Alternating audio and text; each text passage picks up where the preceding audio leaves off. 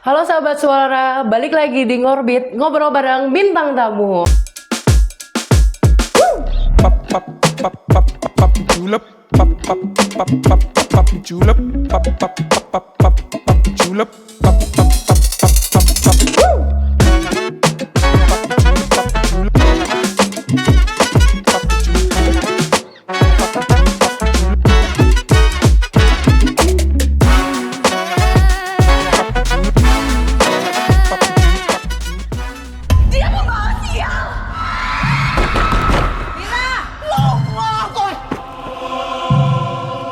Wong lanang kang wis tau saresmi karo kowe bakalan mati kabeh.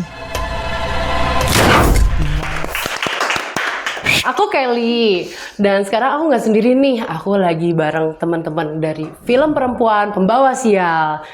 Boleh perkenalkan diri kakak, berperan sebagai apa?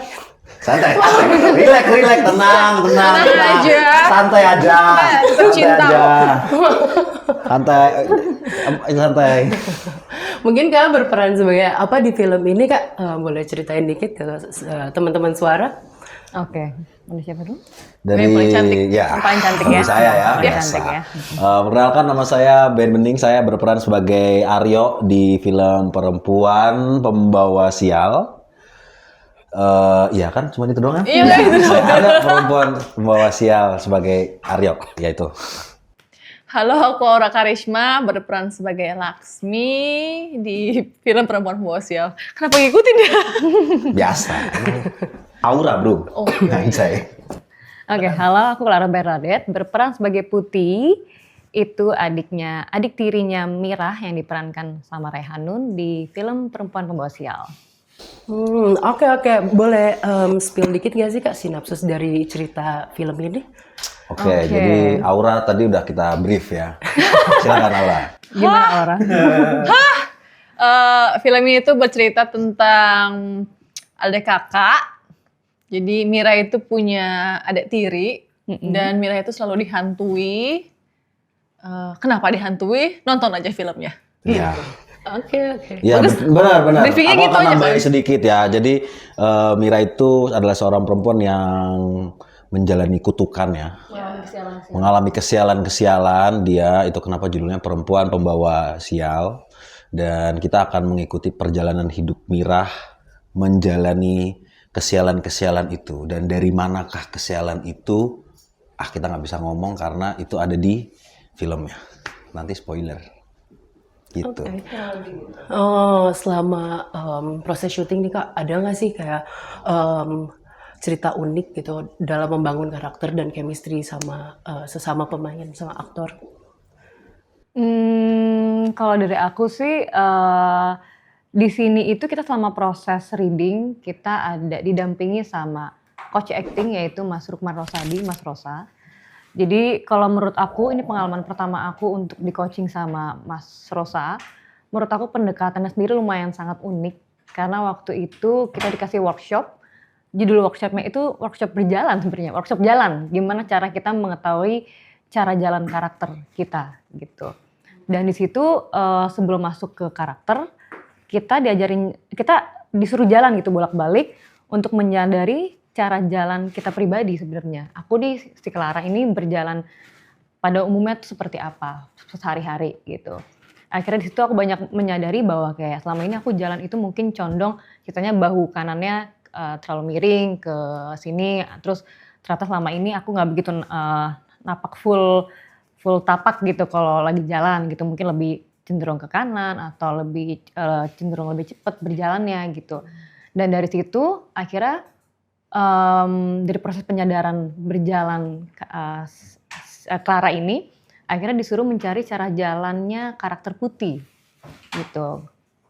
Dari situlah pelan-pelan makin bisa mendalami karakter Putih dari cara berjalannya Putih sendiri gitu. Jadi ternyata untuk mendalami sebuah karakter itu bisa diketahui dan dicari dari cara berjalan. Dan ternyata dengan kita juga mengikuti cara jalan ceritanya, aku mengikuti cara jalannya kamu.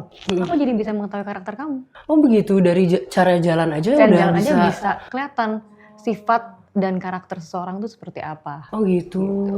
Dan mungkin mau tipis-tipis spill dikit gitu ya. Karakter Putih di sini tuh mengalami yang namanya cara jalan yang sangat unik. Itu Gimana tuh, Mbak? karena hal-hal yang terjadi di masa lalu. Itu yang membuat dia akhirnya mengalami perubahan di fisikalnya dia, tapi yang dia tutupi gitu. Dan itu ntar kalian akan bisa nonton faktor penyebabnya apa, yang nggak bisa aku spoiler, tapi aku bisa spill tipis. Gitu.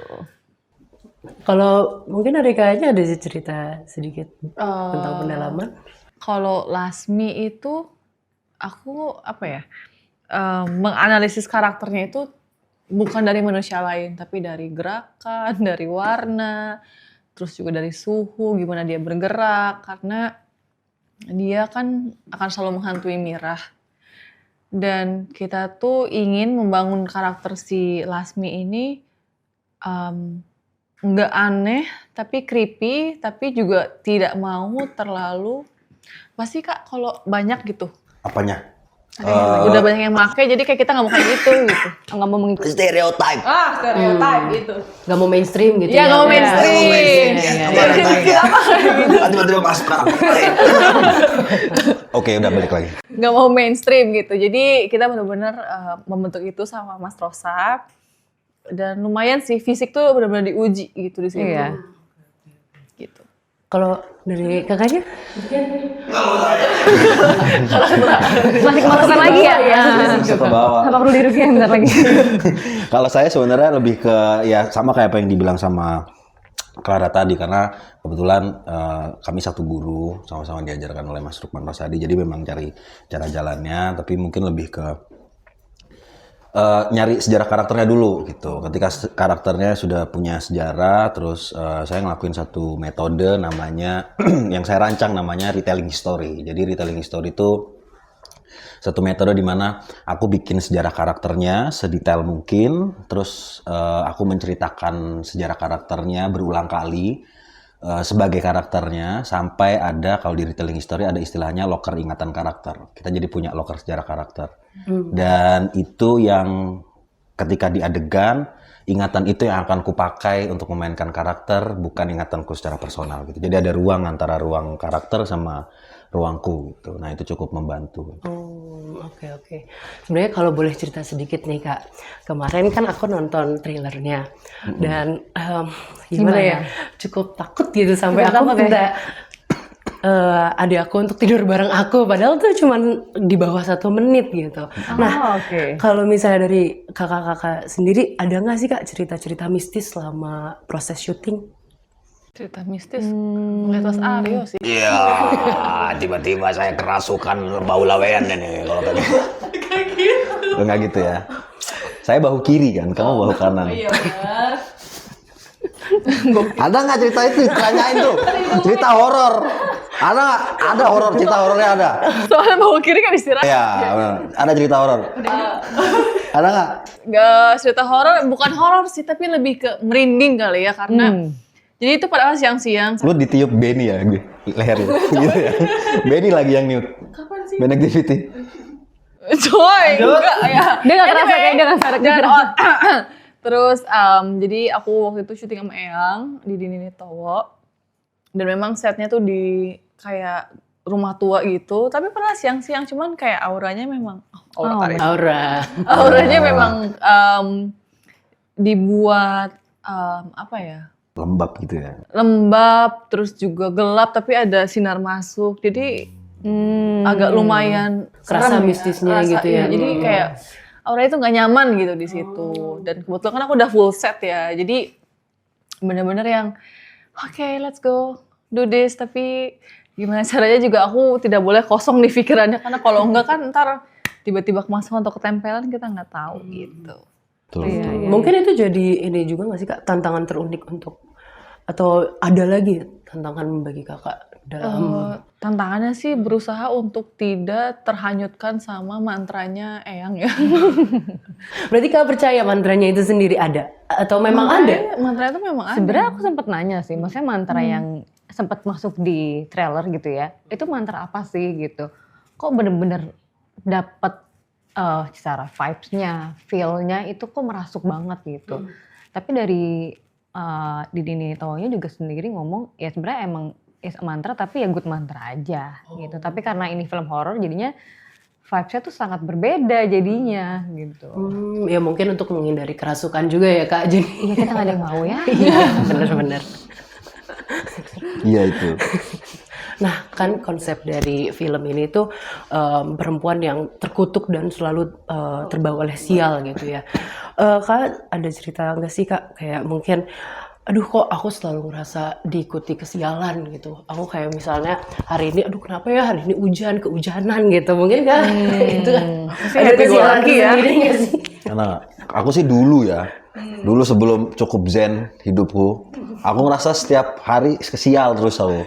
Job nggak ada, malah curhat ini aku ya. Itu kan sial kan, tidak ada gitu, ya kan. Udahlah nggak ada job, latihan doang kerjaannya gitu. Besok makan apa? Aku ini kan sial. Tapi setelah kemudian mendapatkan zen, jadi kayak kalau aku sekarang sudah tidak ada kesialan.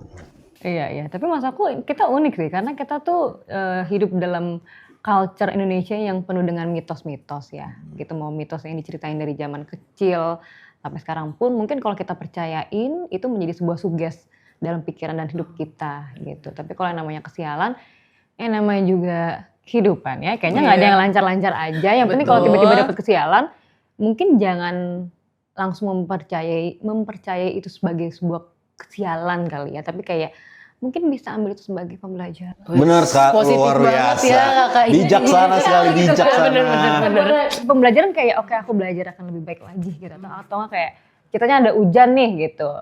Kita sering banget yang tiba-tiba lagi syuting tiba-tiba mungkin hujan gitu Ya. kan. Itu kan kita mikirnya mungkin aduh sial banget nih hujan lagi padahal setnya outdoor dan nggak boleh hujan. Tapi kalau kita lihat itu sebagai sebuah keberkahan, kita bisa jadiin hujan itu menjadi sebuah scene yang indah. Beberapa produksi suka melakukan seperti itu contoh. Oh, wah positif banget ya Kakak ini. Iya, positif banget. Sangat berbanding terbalik sama saya yang negatif banget.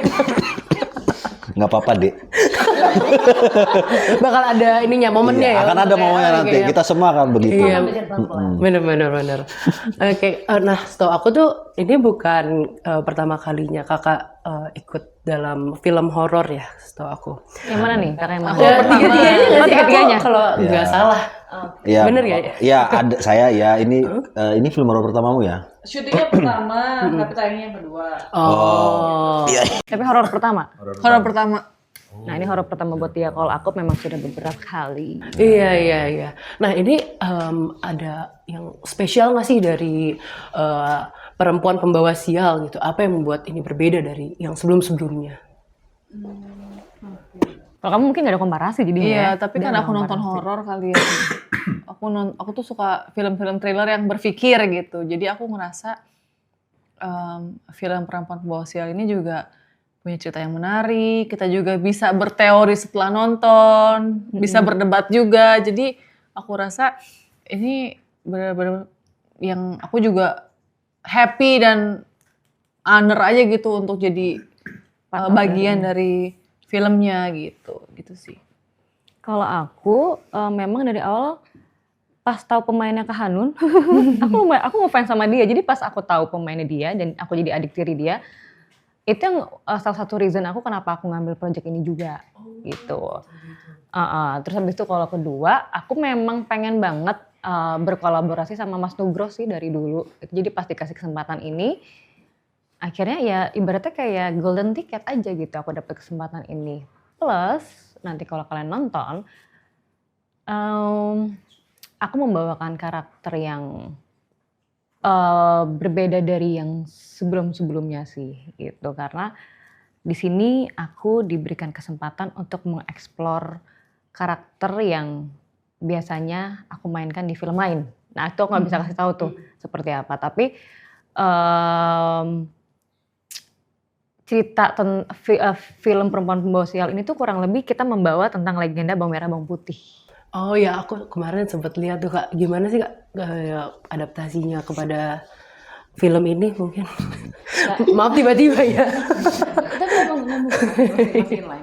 Jadi sebenarnya itu yang membuat aku juga tertarik untuk ngambil film ini karena biasanya kan kalau kita dengar dari kecil itu kan bawang merah, bawang putih ya ceritanya seperti itu gitu. Template ya gitu. Ya seperti itu. Nanti di sini kalian akan menemukan apa ya, sisi menarik dari cerita rakyat yang dibawakan ke film horor ini gitu. Kompleks ya. Kompleks yang mungkin yang awalnya kita taunya cerita legenda bawang merah, bawang putih itu simple, di sini menjadi kompleks gitu. Oke, Dan oke. kedua, di sini juga kita membawa yang mitos asli, ya Bahulawean, mitos yang memang kuat banget di Daerah sekitar di Jawa. daerah Jawa lah gitu, yang mungkin nggak pernah dibawa sebelumnya ya. Cukup jarang lah. Cukup jarang gitu. Jadi mungkin buat orang-orang yang mempercayai mitos akan sangat Tertarik sih ya. dengan film ini. Nah, kalau gitu boleh tahu nggak sih Kak, ada adegan favorit atau mungkin hal yang menantang selama proses syuting ini? Ngejar Mas Ben lah. Apa? Favoritku. Oh, iya itu. Itu menyenangkan. Itu yang mana ya? Oh iya, Abang benar. tukang bakso. Oh iya. Ada di Itu teaser, penting ada ya. teaser itu ada. Itu cukup menyenangkan itu dan melelahkan. Betul. Kalau aku adegan yang paling, aduh, jadi spoiler nanti. Iya. Gimana caranya biar, jadi ada adegan yang, yang nganu itu, terus nganu. Nah, nganunya itu ternganu dengan nganu-nganu yang ternganu. Wah, seru banget. Nganu banget kan? Aku ngerti banget sih. Itu. Sekian demikian. Thank you. Itu. Nah, harus dicarinya di film gitu. Itu. Iya, Emang jangan gitu, lupa ya guys ya. jangan lupa. Langsung biar anu-anunya tuh kita ngerti. Iya, karena ada banyak nganu banget gitu. Iya, Jadi aduh, kita nganu bingung. banget. Apa ya? Sebenarnya nganu lah. Merdeka. Nah, kira-kira setelah nonton film ini, penonton bakal ngerasa gimana sih? Apa mungkin ada pesan yang ingin disampaikan oleh film ini? Gitu? Pastinya ada ya. Kita tidak membuat horor doang tanpa ada Berbobot suatu ya. pesan yang mau dibawakan gitu. Betul. Jadi kalau menurut aku, yang aku suka dari film ini tuh kita bukan ngomongin horor doang, tapi kita membawa tentang hubungan persaudaraan gitu. Karakter aku Putih dan si Mirah ini gitu. Yang waktu kecilnya sangat akrab, tapi pas besar tuh menjauh gitu dengan beberapa alasan tertentu lah. Itu yang menjadi cerita menarik. Kenapa sih persaudaraan ini yang tadinya dulu dekat sekarang menjauh? Ntar akan diceritain tuh kenapanya gitu. Terus mungkin bisa dilanjutin. Sama tentunya bukan cara mungkin ya, tapi lebih ke gimana menghadapi kesialan gitu kan. Kadang-kadang kita nggak tahu nih, ada beberapa cara belajar menghadapi kesialan dengan melihat kesialan orang lain biar kita tidak mengalami kesialan yang sama. Gitu. Jadi kira-kira mungkin ada sedikit pesan itu di film. Di film ini. Ya tadi kan kamu kan bilang gimana kita menyikapi kalau kamu kan dengan negatif mulu gitu kan, atau enggak aku dengan positif mulu. Nah itu kan bisa menjadi pembelajaran juga ya di film ini juga gimana cara menghadapi kesialan itu biar tidak terjadi kesialan lainnya. Gitu. Dan apa yang menyebabkan kesialan itu sih? Apakah itu memang kesialan yang di luar dari kontrol kita atau yang kita sebabkan di zaman dulu? Gitu yang membuat kita akhirnya karmanya dapetnya nanti. Oke, wah seru banget ya. Oke deh Kak, boleh promosi, kasih tahu ke sahabat suara film ini bisa ditonton kapan dan di mana? Halo sahabat suara, jangan lupa saksikan film Perempuan Pembawa Sial di tanggal 18 September 2025 di bioskop kesayangan Anda. Jangan lupa saksikan, ajak teman-teman yang lain. Iya. Oke sahabat suara. Diborong semua ya. Iya ya, maafin. Apa emang? Nggak apa-apa. Gejala-gejala NPD nih. Anjay, tapi itu kan Langsung ponis orang ya. hati-hati lo ada Apa yang kamu mau, nak muda?